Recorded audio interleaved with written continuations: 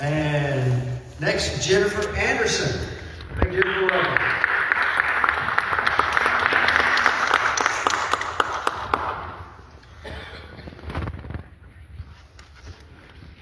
Good morning. This is my first year at CNS, and I've absolutely loved it. I told someone this morning that I feel like I'm getting a part of me back that I pushed away for new family, and but I'm so enjoyed this week. And sometimes I'm accused of being a little overly ambitious. So I wanted to get here yesterday morning really early and get in the practice room, and it was light.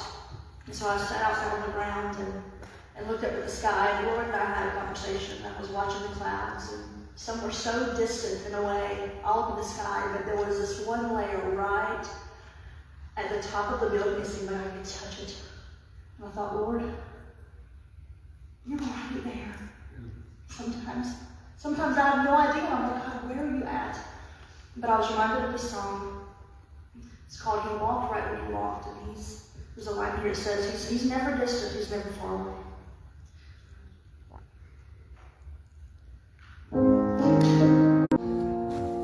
So why would God now have a hammer in his hand?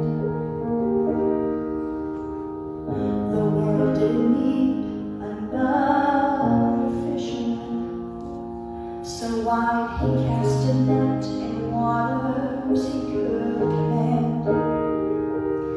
Just to show us that he knows us, and in whatever this life throws us, he's the God who chose to live it all firsthand. He's walked right where you walked, stepped right where you stepped, cried the tears you cried, felt the pain you felt. He stepped out of glory and into your story, so the next time you don't think he understands, remember it was for you that God would bend to be a man.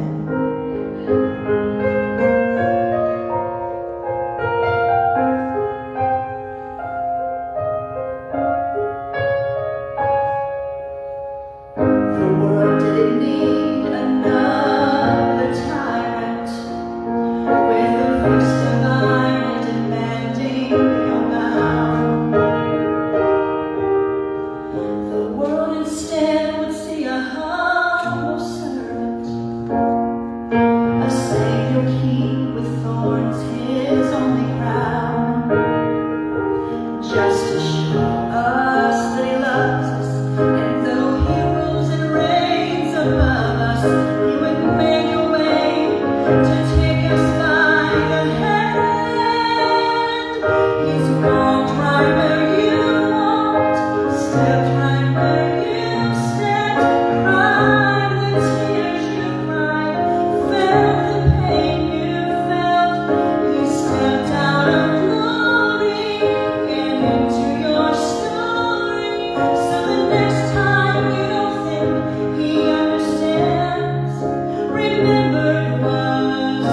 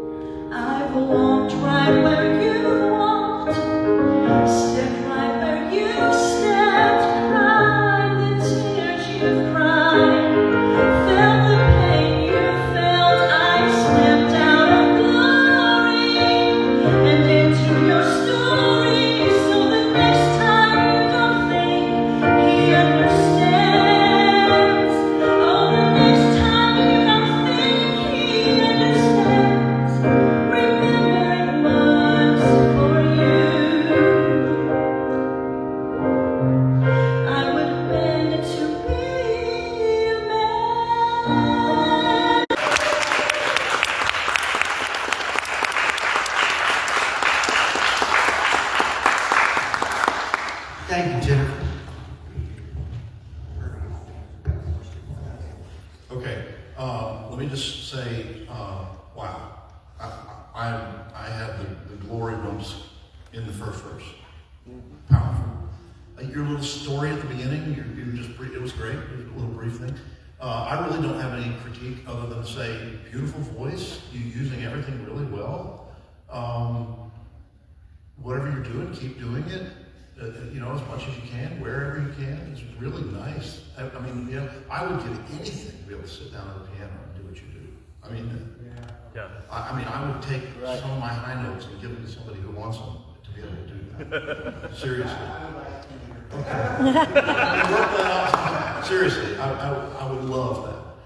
Only critique I have is try to find a way when you're sitting at a piano to engage the audience.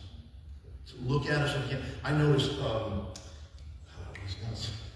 his name's still in my mind. Piano guy. He's been in here all week. James Rainey. I noticed the other night when he was playing, so that he could turn and look at us, even though the piano was facing that way, he was pedaling with his left foot so that he could turn around and look at us. I don't know anything about playing piano to speak of, but I'm just saying, in a whole song, obviously you can't do that. And it was cool to sit there, to watch you do that. It's like you're letting us in on like you being in your living room. But still, occasionally, especially like at the end when you come off of that bridge and you come down to a soft chorus, he's been where you've been. Turn and look at us, and that kind of thing. If we were in a program together and you got and did that, I would just sit there and go, man, that girl we were singing with was fantastic. That was great. I really wouldn't have a critique. Your pro level, beautiful voice. You got music in your voice. The only critique, if I had, because we're supposed to say something, was just engage with us, pull us in a little more. Beyond that, I've watched you and guys dealing with you and working on you, and he sent you here for a reason this week. Amen. So those big hugs that he's been giving you, he really likes you.